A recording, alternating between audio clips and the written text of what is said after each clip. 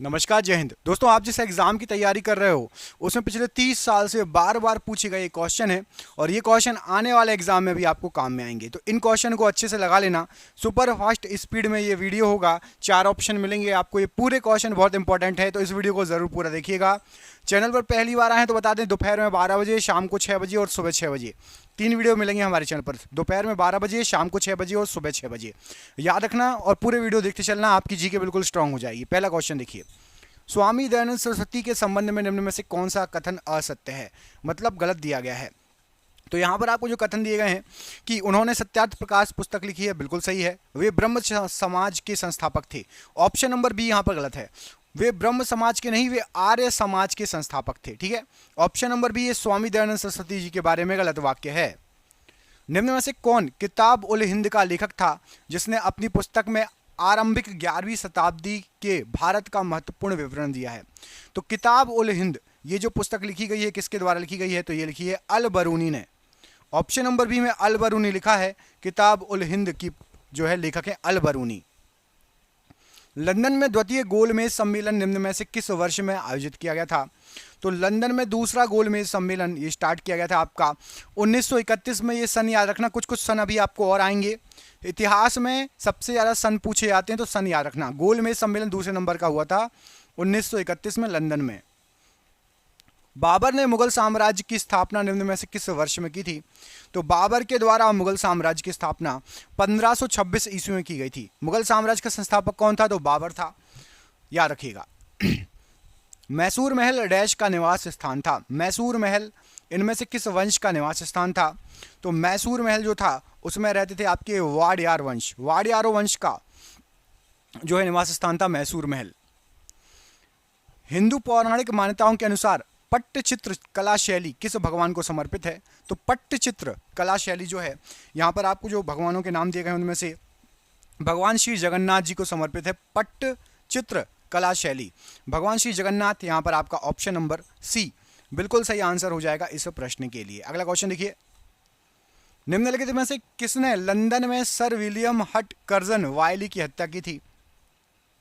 तो लंदन में विलियम हट कर्जन, लॉर्ड कर्जन की जो हत्या की थी वो की थी आपकी मदन लाल ढींगरा ने। किसने की थी, ऑप्शन नंबर सी में लिखा है आपको मदन लाल ढींगरा, इन्होंने हत्या की थी कर्जन की।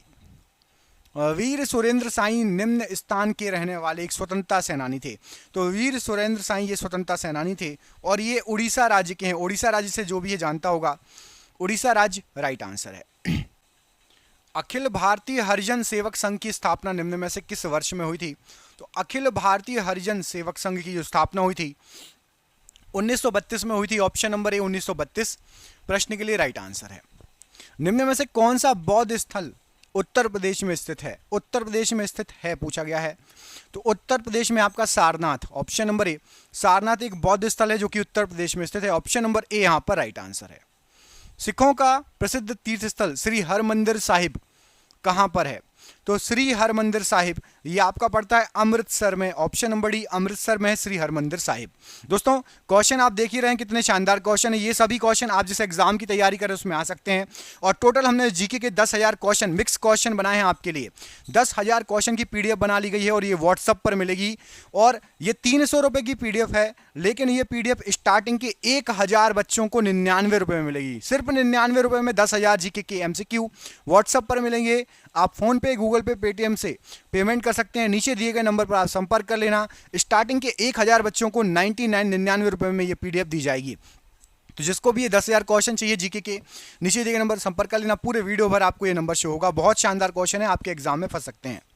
अगला क्वेश्चन है कि 12वीं शताब्दी ईस्वी में निम्न में से किस सम्राट ने उड़ीसा के सूर्य मंदिर का निर्माण कराया था। तो उड़ीसा के सूर्य मंदिर का निर्माण कराया था नरसिंह देव प्रथम ने। किसने कराया था, नरसिंह देव प्रथम ने। ऑप्शन नंबर ए यहां पर राइट आंसर है। 1947 में हैदराबाद का निजाम निम्न में से कौन था। तो 1947 की बात हो रही है। हैदराबाद में जो निजाम थे 1947 में वो थे उस्मान अली। ऑप्शन नंबर ए उस्मान अली राइट आंसर है। कृष्णदेव राय द्वारा रचित निम्न में से कौन सी पुस्तक राजकीय विषय वस्तु से संबंधित थी। तो कृष्णदेव राय ने एक पुस्तक लिखी थी, उसका नाम था आपका अमुक्त माल्यद। ये राजकीय विषय वस्तु से संबंधित पुस्तक थी। तो अमुक्त माल्य दे दिया जाए, किसने लिखी? तो कृष्णदेव राय, या रखना ऑप्शन नंबर ए। विदेशी भूमि पर तिरंगा फहराने वाले पहले भारतीय का नाम बताइए। तो विदेशी भूमि पर तिरंगा फैलाने वाले सबसे पहले भारतीय का नाम था भीखाजी कामा, ऑप्शन नंबर डी, भीखाजी कामा प्रश्न के लिए बिल्कुल सही आंसर हो जाएगा। मध्यकालीन भारतीय इस्लामिक वास्तुकला के संदर्भ में पिष्टक का क्या अर्थ था? पिष्टक क्या था? वास्तुकला से संबंधित बताना है आपको। तो पिष्टक जो था यहां पर राइट आंसर हो जाएगा, यह था आपका लंबा प्रवेश द्वार। मध्यकालीन भारतीय इस्लामिक वास्तुकला के संदर्भ में जो लंबा प्रवेश द्वार होता था उसको पिष्टक कहा जाता था। ऑप्शन नंबर यहां पर सी राइट आंसर है। पुराणों के अनुसार भगवान विष्णु ने पानी में डूबी हुई पृथ्वी को बचाने के लिए कौन सा रूप लिया था? तो भगवान विष्णु जी के द्वारा पुराणों में कहा गया है कि उन्होंने एक वराह का अवतार लिया था। ऑप्शन नंबर बी, वराह अवतार लिया था पानी में डूबी हुई पृथ्वी को बचाने के लिए। निम्न में से किसने शाहजहां के शासनकाल में मुगलों की महानता का उल्लेख करते हुए चार चमन नामक पुस्तक लिखी थी? तो मुगलों के ऊपर लिखी गई है, मुगलों की महानता बताई गई है उसमें। पुस्तक का नाम है चार चमन, और ये जो पुस्तक लिखी गई थी ये लिखी गई थी आपकी चंद्रभान ब्राह्मण जी के द्वारा। ऑप्शन नंबर ई, चंद्रभान ब्राह्मण ने लिखी थी चार चमन नामक पुस्तक, और इसमें मुगलों की जो है महानता का उल्लेख किया गया है। गौतम बुद्ध का जन्मस्थल एक वन था जिसे किसके नाम से जाना जाता है? तो गौतम बुद्ध जी का जन्मस्थल एक वन था, उसको जाना जाता है लुम्बिनी के नाम से। ऑप्शन नंबर सी, लुम्बिनी प्रश्न के लिए बिल्कुल सही आंसर हो जाएगा। डैश ने अपने विश्वसनीय अमीरों को तुर्कान ए चहलगानी के रूप में 40 के समूह में व्यवस्थित किया था। अमीरों को 40 के समूह में व्यवस्थित किया था जिसको कहा जाता था तुर्कान ए चहलगानी। तो राइट आंसर हो जाएगा, यह किया गया था किसके द्वारा? इल्तुतमिश के द्वारा। ऑप्शन नंबर ए, इल्तुतमिश राइट आंसर है। निम्न में से कौन वे नेता थे जिन्होंने खिलाफत के समर्थन में असहयोग आंदोलन शुरू करने की आवश्यकता के बारे में महात्मा गांधी जी को समझाने में महत्वपूर्ण भूमिका निभाई? कुल मिला के असहयोग आंदोलन शुरू करने के लिए महात्मा गांधी जी को किसने प्रेरित किया? तो यहां पर राइट आंसर हो जाएगा आपका शौकत अली ने। Option number D, Shaukat Ali ने महत्वपूर्ण भूमिका निभाई महात्मा गांधी जी को समझाने में।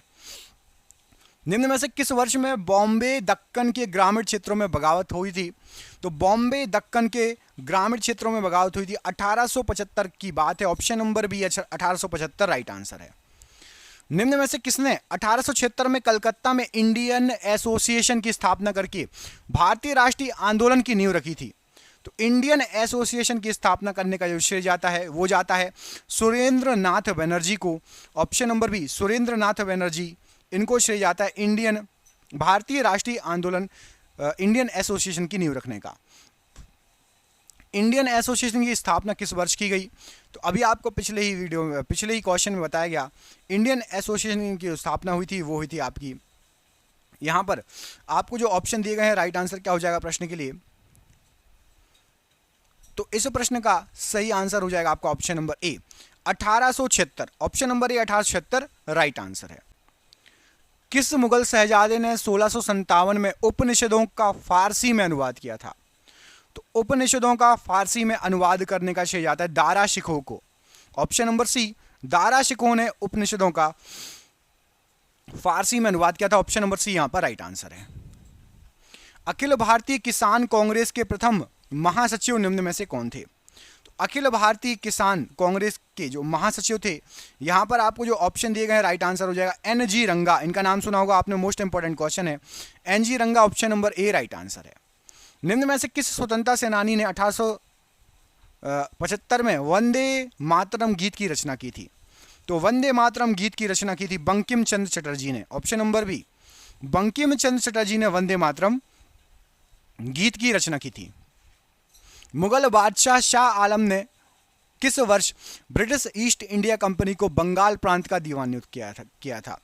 तो ब्रिटिश ईस्ट इंडिया कंपनी को बंगाल प्रांत का दीवान नियुक्त किया गया था 1765 ईस्वी की बात है। ऑप्शन नंबर सी, 1765 ईस्वी राइट आंसर है। स्वराज पार्टी के निर्माण में मोतीलाल नेहरू के साथ निम्न में से किसकी प्रमुख भूमिका रही थी? तो स्वराज पार्टी जो बनी थी मोतीलाल नेहरू और चित्तरंजन दास की मुख्य भूमिका रही थी। ऑप्शन नंबर ए, चित्तरंजन दास और मोतीलाल नेहरू। महावीर जिन्हें पाली साहित्य में निघंता नाटापुत्र के नाम से भी जाना जाता है, डैश धर्म की स्थापना की थी। तो महावीर जी ने किस धर्म की स्थापना की थी? राइट आंसर हो जाएगा जैन धर्म की स्थापना की थी। ऑप्शन नंबर यहां पर सी, जैन धर्म राइट आंसर है। रामायण के अनुसार डैश का दूसरा नाम रत्नाकर था। तो रामायण के अनुसार रत्नाकर जो नाम दिया गया था ये था वाल्मीकि जी का दूसरा नाम। Option number B, Valmiki ji का दूसरा नाम था रत्नाकर। ऑप्शन नंबर बी यहां पर राइट आंसर है। चंद्रगुप्त ने डैश के खिलाफ विद्रोह का नेतृत्व किया और उन्हें पराजित कर दिया। तो चंद्रगुप्त ने जो है नंद वंश के खिलाफ विद्रोह का नेतृत्व किया और नंदों को पराजित कर दिया। ऑप्शन नंबर ए, चंद्रगुप्त ने नंद वंश को पराजित कर दिया। अलीवर्दी खां डैश का नवाब था। तो अलीवर्दी खां ये आपका बंगाल का नवाब था। ऑप्शन नंबर ए, बंगाल का नवाब था अलीवर्दी खां। निम्न में से किसका प्रशासन एक ऐसा मॉडल बना जिसका अनुसरण अकबर ने किया जब उसने मुगल साम्राज्य को संगठित किया? तो अकबर ने किसके प्रशासन की कॉपी करी? अकबर ने, यहां पर क्या राइट आंसर हो जाएगा? अकबर के द्वारा किसके प्रशासन की कॉपी की गई? राइट आंसर हो जाएगा शेर शाह सूरी के प्रशासन की। Option number B, Sher Shah Suri प्रश्न के लिए राइट आंसर है। पुष्यभूति जिन्होंने थानेश्वर से शासन किया था किस राजवंश के संस्थापक थे? तो पुष्यभूति जी ये वर्धन वंश के संस्थापक थे। ऑप्शन नंबर डी, वर्धन वंश के संस्थापक थे पुष्यभूति जी। निम्न में से किसने वैशेषिक दर्शन का मूल पाठ लिखा? तो वैशेषिक दर्शन के लिए जाने जाते हैं आपके Kanad. Option number B, Kanad ji इन्होंने वैशेषिक दर्शन का मूल पाठ लिखा। Option number B. निम्न में से किस वर्ष जापान ने भारत पर हमला किया जिसके परिणाम स्वरूप इम्फाल की लड़ाई हुई थी? तो जापान ने भारत पर जो हमला किया था वो क्या था? 1944 में, और इम्फाल की लड़ाई हुई थी जिसके परिणाम स्वरूप। ऑप्शन नंबर डी, इम्फाल की लड़ाई, और 1944 का वो समय था। आलमगीर किस मुगल सम्राट की उपाधि थी? तो आलमगीर नाम की जो उपाधि ली थी ये औरंगजेब ने ली थी। ऑप्शन नंबर बी, औरंगजेब ने आलमगीर नामक उपाधि धारण की थी। किस सल्तनत पर सरकी वंश का शासन था? तो सरकी वंश का शासन, यहां पर आपको जो ऑप्शन दिए गए हैं राइट आंसर हो जाएगा सरकी वंश, ये जौनपुर से संबंधित है। जौनपुर सल्तनत पर सरकी वंश का शासन था। Option number D right answer है। अतरंजी खेड़ा पुरातत्विक स्थल कहां पर है? तो अतरंजी खेड़ा ये एक पुरातत्विक स्थल है और ये पड़ता है आपका उत्तर प्रदेश यूपी में। Option number D UP right answer हो जाएगा प्रश्न के लिए। निम्न में से किसने राष्ट्रकूट साम्राज्य की स्थापना की थी? तो राष्ट्रकूट साम्राज्य की स्थापना की गई थी दंती दुर्ग के द्वारा। ऑप्शन नंबर ए, दंती दुर्ग के द्वारा राष्ट्रकूट साम्राज्य की स्थापना की गई थी। ऑप्शन नंबर ए यहां पर राइट आंसर है। सुभाष चंद्र बोस द्वारा स्थापित भारतीय राष्ट्रीय सेना इंडियन नेशनल आर्मी में महिला रेजिमेंट का क्या नाम था? तो सुभाष चंद्र बोस ने महिला रेजिमेंट भी स्थापित की थी भारतीय राष्ट्रीय सेना में, उसका नाम था झांसी की Rani regiment. Option number A, Jhansi की रानी रेजिमेंट राइट आंसर हो जाएगा। निम्न में से किस स्थल पर भगवान बुद्ध ने 4 महान सत्य पर अपना प्रथम उपदेश दिया? तो भगवान बुद्ध जी ने 4 महान सत्य पर अपना पहला जो उपदेश दिया था यह दिया था आपका सारनाथ में। Option number C, Sarnath right answer हो जाएगा इसके लिए, इस प्रश्न के लिए। दिल्ली सल्तनत की पहली और अंतिम महिला शासिका कौन थी? तो दिल्ली सल्तनत की पहली और आखिरी महिला शासिका Razia Sultan. Option number B, इनका नाम सुना होगा, स्टार लगा लो, मोस्ट इंपोर्टेंट क्वेश्चन है ये, Razia Sultan. Option number B right answer हो जाएगा। सर विलियम जोन्स ने निम्न में से किस वर्ष में कलकत्ता या कोलकाता में एशियाटिक सोसाइटी की स्थापना की थी? तो सर विलियम जोन्स ने जो एशियाटिक सोसाइटी की स्थापना की थी, यहां पर आपको जो ऑप्शन दिए गए हैं राइट आंसर हो जाएगा ऑप्शन नंबर डी, 1784 वो समय था। बिल्कुल याद कर लो, मोस्ट इंपोर्टेंट क्वेश्चन है 1784। निम्न में से कौन संथाल विद्रोह के एक नेता थे?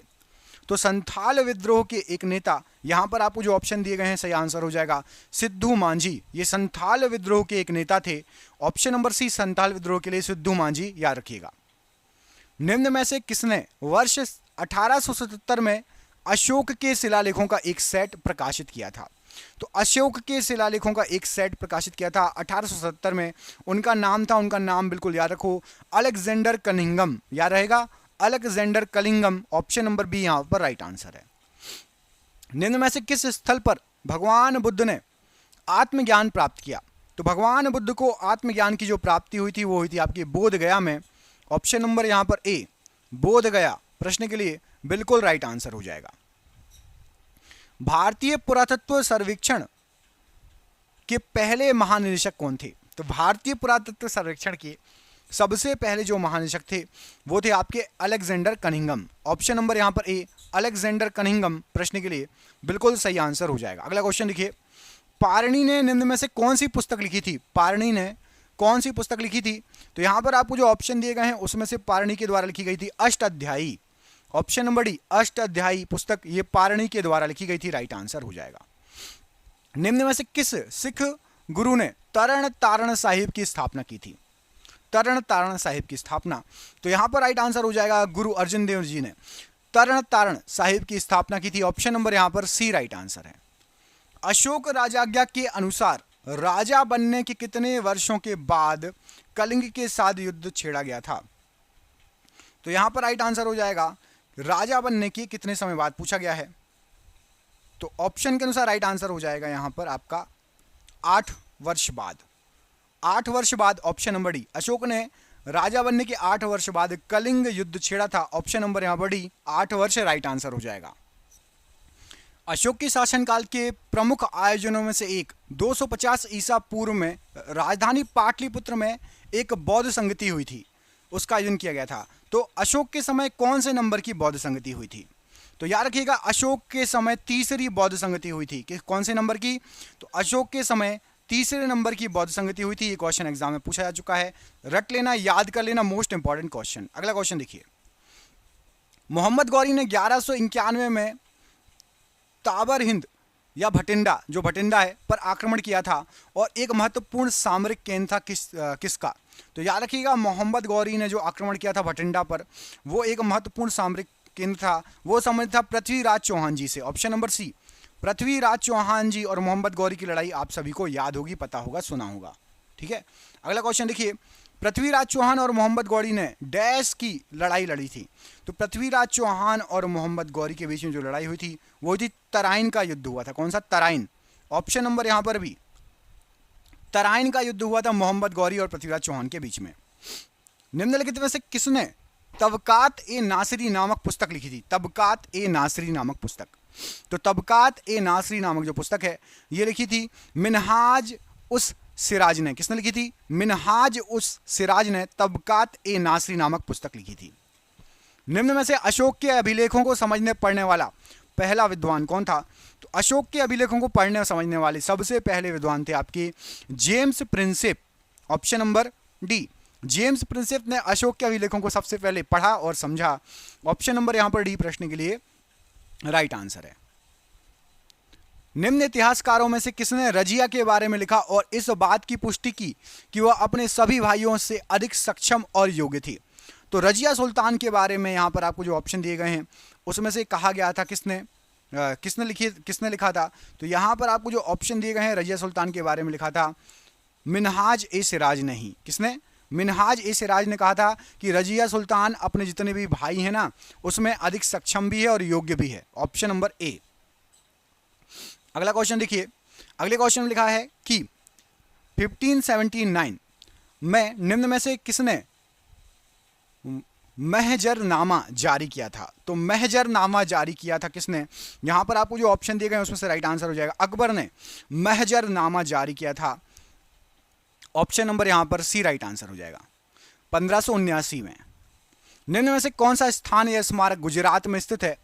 गुजरात में, तो गुजरात में यहां पर आपको जो ऑप्शन दिए गए हैं रानी की वाव। ऑप्शन नंबर बी, रानी की वाव, ये आपका गुजरात में स्थित है। ऑप्शन नंबर यहां पर बी राइट आंसर है। गौतमीपुत्र सातकर्णी एक डैश का शासक था? तो गौतमीपुत्र सातकर्णी ये था आपका सातवाहन वंश का शासक। ऑप्शन नंबर ए, सातवाहन वंश का शासक था गौतमीपुत्र सातकर्णी। निम्न में से किसे महात्मा गांधी ने भारत कोकिला की उपाधि दी थी? तो भारत कोकिला की जो उपाधि दी गई थी यहां पर आपको जो ऑप्शन दिए गए हैं सरोजिनी नायडू जी को महात्मा गांधी जी ने भारत कोकिला की उपाधि दी थी। Option number D, Sarojini Naidu ji right answer है। भारतीय विद्रोह की शुरुआत 10 मई 1857 को मेरठ में हुई थी और यह कब खत्म हुई थी? तो 10 मई 1857 को विद्रोह स्टार्ट हुआ था और ये खत्म हुआ था कहां पर? ये हुआ था आपका ग्वालियर में और समय था 20 जून 1858।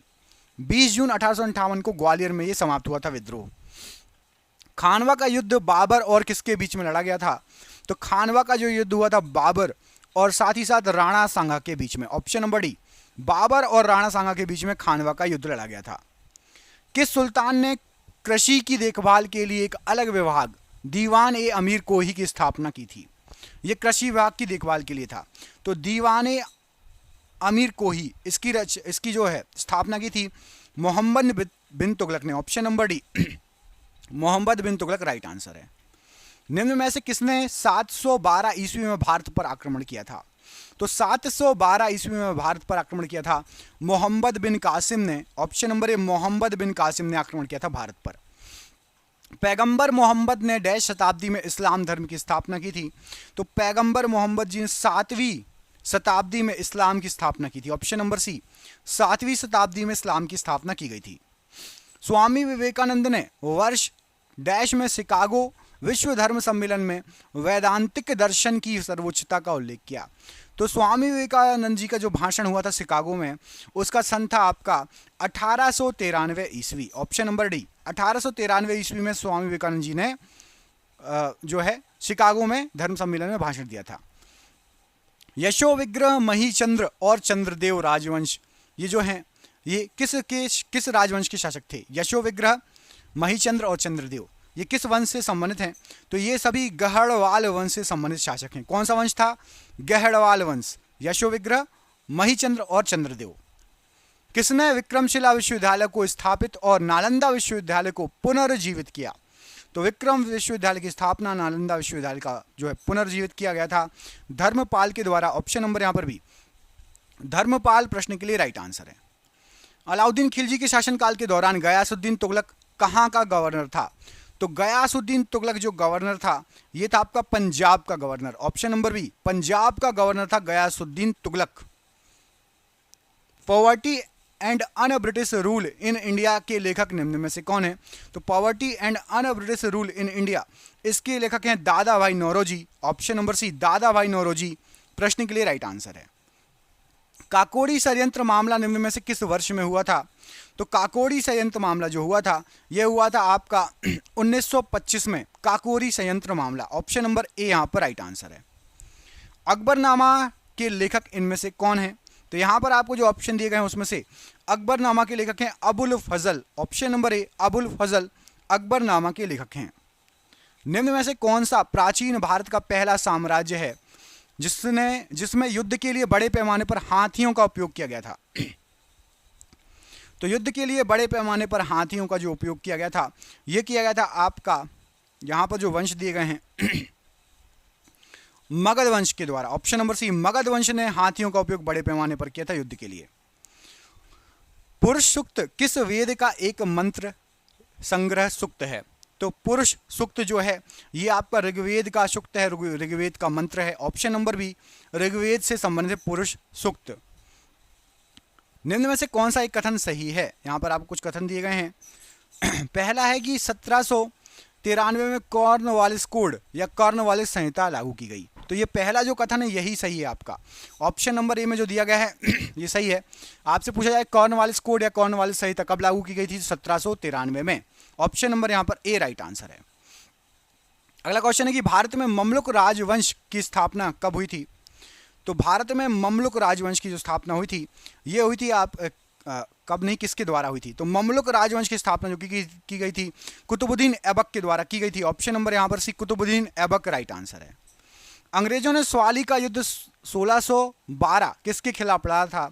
तो अंग्रेजों ने स्वाली का युद्ध जो युद्ध लड़ा था ये लड़ा गया था पुर्तगालियों के खिलाफ। अंग्रेज और पुर्तगालियों के बीच में युद्ध हुआ था स्वाली का युद्ध 1612 में। सितंबर 1923 में कांग्रेस के विशेष अधिवेशन की अध्यक्षता करने के लिए 35 वर्ष की आयु में कांग्रेस के अध्यक्ष बनने के लिए सबसे युवा व्यक्ति कौन थे? तो सबसे युवा व्यक्ति जो कि 35 वर्ष की आयु में कांग्रेस के अध्यक्ष बने उनका नाम था मौलाना अबुल कलाम आज़ाद जी। ऑप्शन नंबर यहाँ पर सी, मौलाना अबुल कलाम आज़ाद जी राइट आंसर है। बाबर के संस्मरण या बाबरनामा जिसे तुजुक ए बाबरी के नाम से भी जाना जाता है इसको किसने लिखा था? तो तुजुक ए बाबरी इसको लिखने का श्रेय जाता है बाबर को ही। बाबर ने खुद ही लिखी थी तुजुक ए बाबरी। ऑप्शन नंबर बी यहाँ पर राइट आंसर है। हमीदा बानो मरियम मकानी किस मुगल बादशाह की पत्नी थी? तो हमीदा बानो मरियम मकानी ये जो थी ये आपकी हुमायूं की पत्नी थी। ऑप्शन नंबर सी, हुमायूं की पत्नी थी हमीदा बानो बेगम। विजयनगर साम्राज्य की स्थापना निम्नलिखित में से किस वर्ष हुई थी? तो विजयनगर साम्राज्य की स्थापना जो की गई थी ये की गई थी आपकी 1336 ईस्वी में। ऑप्शन नंबर सी 1336 ईस्वी राइट आंसर है। निम्न में से किस गुफा में पद्मपाणि बोधिसत्व नामक पेंटिंग पाई गई थी? तो पद्मपाणि बोधिसत्व नामक जो पेंटिंग है यह है अजंता की गुफा नंबर 1 में। ऑप्शन नंबर ए यहां पर राइट आंसर हो जाएगा। गुफा नंबर 1 में है पद्मपाणि बोधिसत्व नामक पेंटिंग। जब इब्ने बतूता भारत आया था तो उस समय दिल्ली सल्तनत का शासक कौन था? तो जब इब्ने बतूता भारत आया था उस समय दिल्ली सल्तनत के शासक था मोहम्मद बिन तुगलक। ऑप्शन नंबर यहां पर डी मोहम्मद बिन तुगलक प्रश्न के लिए बिल्कुल सही आंसर है। वर्मन राजवंश के भास्कर वर्मन ने डैश क्षेत्र पर शासन किया था? तो वर्मन राजवंश के भास्कर वर्मन ने कामरूप क्षेत्र पर शासन किया था। ऑप्शन नंबर 1 कामरूप क्षेत्र पर शासन किया था। निम्न में से किस वर्ष में कॉर्नवालिस कोड लागू किया गया था? तो कॉर्नवालिस कोड तो थोड़ी देर पहले आपको बताया था 1793 में कॉर्नवालिस कोड लागू किया गया था। Option number C 1793 right answer है। निम्नलिखित में से किस लड़ाई में मौलवी अहमदुल्लाह शाह ने हेनरी लॉरेंस के नेतृत्व वाली सेना को परास्त किया? तो मौलवी अहमदुल्लाह शाह ने हेनरी लॉरेंस को पराजित कर दिया और वो युद्ध था आपका चिन्हट का युद्ध। चिन्हट का युद्ध ऑप्शन नंबर यहां पर डी चिन्हट का युद्ध राइट आंसर है। डैश की पालक माता महाप्रजापति गौतमी ऐसी पहली महिला थी जिन्हें भिक्षुणी के रूप में चुना गया था? तो भिक्षुणी के रूप में चुना गया था बुद्ध की पालक माता थी। गौतमी जी जो थी ये बुद्ध की पालक माता थी, याद रखना। और ये आज का आखिरी क्वेश्चन, 1815 में भारत का पहला सर्वेयर जनरल किसे नियुक्त किया गया था? तो भारत के सबसे पहले सर्वेयर जनरल नियुक्त किए गए थे Colin Mackenzie. Option number C Colin Mackenzie right answer है। आपके लिए सरप्राइज क्वेश्चन, इसका आंसर कमेंट करके बताना है कि भारतीय इतिहास में किसे आठविक राज्य के रूप में संदर्भित किया गया है? आठविक राज्य मैं आपको 2 ऑप्शन दे रहा हूं, मुगल साम्राज्य या वन साम्राज्य। वन साम्राज्य या मुगल साम्राज्य। ऑप्शन नंबर सी और ऑप्शन नंबर डी में से एक आंसर सही है। आठविक राज्य किसे कहा गया है? कमेंट बॉक्स में इस प्रश्न का आंसर दीजिए। वीडियो अच्छा लगा हो तो प्लीज़ वीडियो को लाइक कीजिएगा। चैनल पर पहली बार आए हैं चैनल को सब्सक्राइब किए बिना नहीं जाइएगा। और जिसको भी पीडीएफ चाहिए 10,000 क्वेश्चन स्टार्टिंग के 1,000 बच्चों को 99 मिलेगी। नीचे नंबर संपर्क कर लेना। जय हिंद, जय भारत।